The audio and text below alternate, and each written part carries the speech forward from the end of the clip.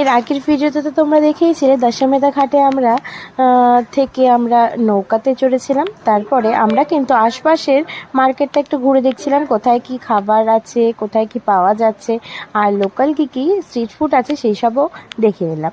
টুকটাক খাবার খেয়ে কিন্তু আমরা প্রায় যখন ঘড়িতে 4:30 বাজে তখনই আমরা গঙ্গা আরতির জন্য বসে পড়েছিলাম।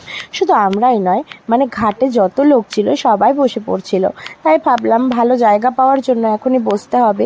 তবুও আমরা অনেকটাই লেট করে ফেলেছিলাম, যার জন্য আমরা কিন্তু অতটাও ভালো জায়গা পাইনি। দেখো কতটা দূর থেকে, আর সামনে এই একটা থাম, যার জন্য ভালো মতন দেখাও যাচ্ছিল না। তো যাই হোক, 4:30 থেকে ওয়েট করছিলাম যে কখন গঙ্গা আরতি শুরু হবে।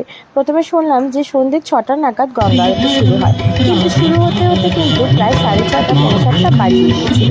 তো তোমরা কারা কারা গঙ্গা আরতি দেখেছো এই বেনারসে গিয়ে আমাকে কিন্তু অবশ্যই জানিও, আর যারা দেখোনি তারা কিন্তু আমার ভিডিওর মাধ্যমে দেখে নিতে পারো।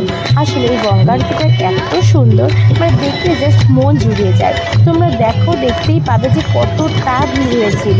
যেহেতু কুম্ভ চলছিল, কুম্ভের জন্য কিন্তু আরও বিশেষ করে বেশিরভাগ লোক কুম্ভ থেকে বেনারসে চলে এসেছিল, যার জন্য এখানেও প্রচণ্ড পরিমাণে ভিড় ছিল, যে একদম মানে কি বলবো, একটা সুচ ফেলানোর মতনও জায়গা ছিল না।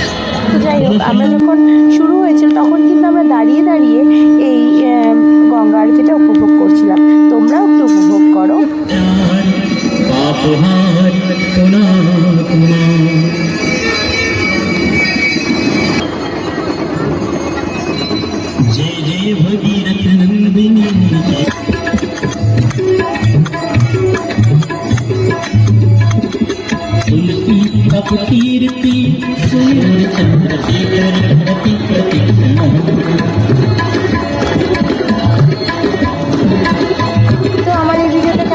আশা করছি সবার খুব ভালো লেগেছে। ভালো লাগলে কিন্তু একটা লাইক করে দিও, আর যারা নতুন দেখছো সাবস্ক্রাইব করতে একদম ভুলো না।